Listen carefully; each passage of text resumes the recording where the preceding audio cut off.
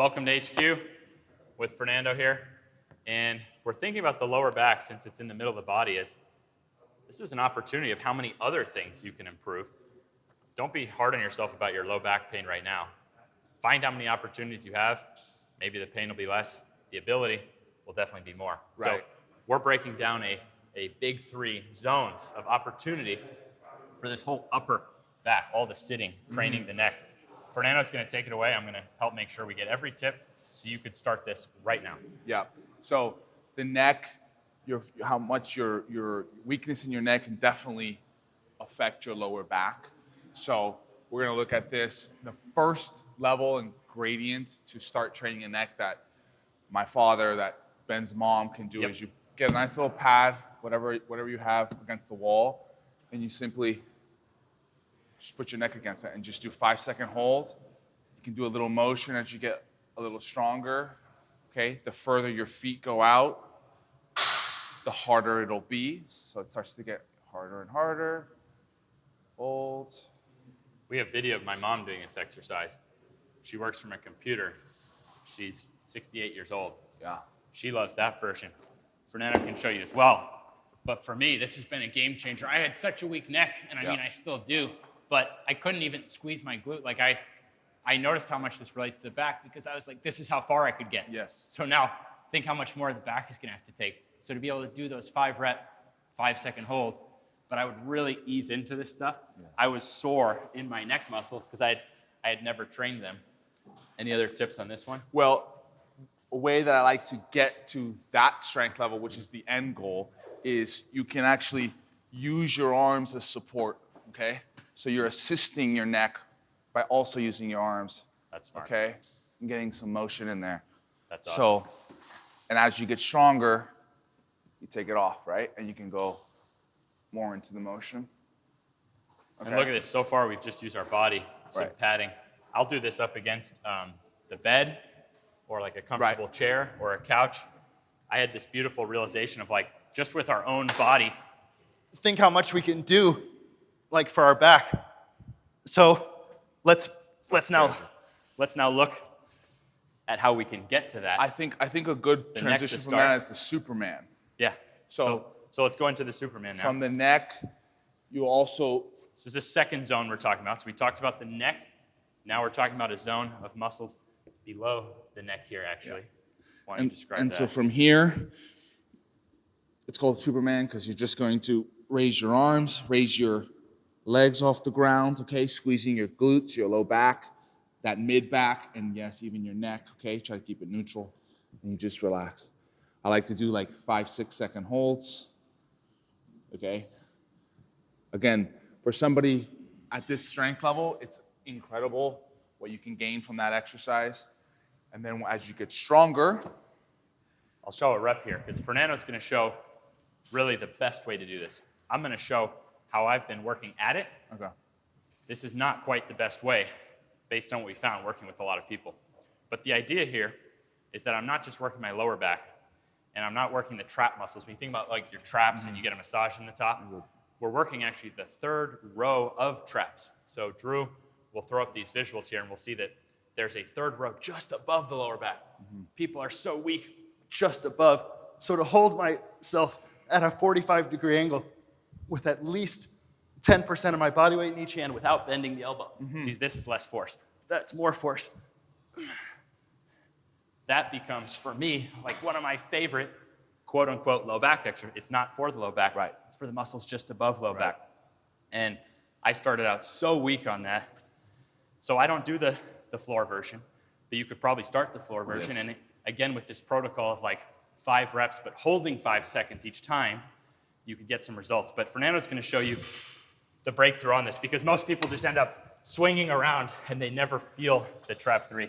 So here's the breakthrough that even I'm using now. Yeah, the most common thing I see mistakes in this is people shrugging or swinging or being too upright. So what I've learned and used to rehab my own shoulders is that I'm going to do an eccentric overload, it's called. So, Eccentric is the way down on an exercise. So he's not actually worried about the way up. So I just get into that position however I need to, and then I put my body and use that mid-back, and now 5-second hold, and then 5 seconds down. Okay? And then again, you get into that position, lock, hold. So now getting this tension 5 seconds, rather than just swinging. How much tension was there really if we're just like swinging our arms trying to get into that position? So I've been doing this. I've been doing my sets as 5 reps, 5 seconds down, really feeling that. And now you're talking eccentric training when you're using a weight that you almost couldn't lift up, but you could control down. That causes a lot of adaptation because you're signaling to your body, hey, get stronger, get stronger. So the beautiful thing is not every exercise is like that. Like the knee would be kind of scary to say, put enough weight that you can't even like handle it. Right. Some people would get hurt, but here, it's pretty cool that it has a safe, easy way to get into it. Yeah, so when you can work an eccentric on an exercise safely, you can catch the air out fast. So if you're watching this, like this, or like this, Yeah. the odds, I mean, what percentage can really own that 10% of body weight you can? We're talking like 1 out of 100 that we've trained when they start.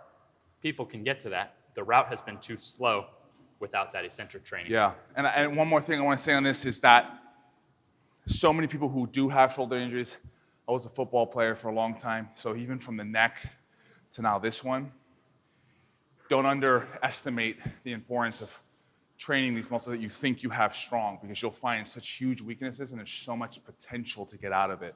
So, and lastly, if you do have those injuries, sometimes trying to do the actual motion you'll just compensate with other stronger muscles. So getting that eccentric overload really allows you to like isolate what you're trying to do there. Yeah, now you can communicate to the area. You can tell the area what you want to do. You want it to get stronger. Right. And with that 5-second hold on the Superman, Again, that's a great way to get that Yeah. going as well. So we have a couple things there. You could start with just a wall, start on the ground with the Superman. And then the third one, if I sit a ton, flying, I know something about that, like, just doesn't feel right. I need to do like the opposites. So just about anyone could go to a wall. Again, like how far you stand would determine the difficulty. And you could hold like actually at a strength level that you're working your strength. Trying to get that head through. Yeah. And honestly, you could do the 5-rep, 5-second holds on that. I typically just throw myself on here. Yeah. Like I find if I have this in my program, then I'm good to go. 25% of my body weight. People say, oh, don't do that, it's scary. But the whole point is start against the wall. Right. Exercise. We don't think there's any such thing as like a wrong exercise. It would only be like, what do you enjoy? What level of weight do you enjoy? And for me, this stretches me out. I never worked on a bridge. I remember at like a gymnastic thing, I was nowhere near being able to do a bridge. And for me, it was just pullovers, trap 3 raises. I could do a bridge. And we train a lot of people and we find, well, they end up enjoying this exercise. But I don't think you have to do this exercise. I think you could do this exercise. Engage, 5-rep, 5-second hold. Combine that here. I mean, this is, for someone of his muscle mass, over 200 pounds of muscle, this is pretty outstanding mobility.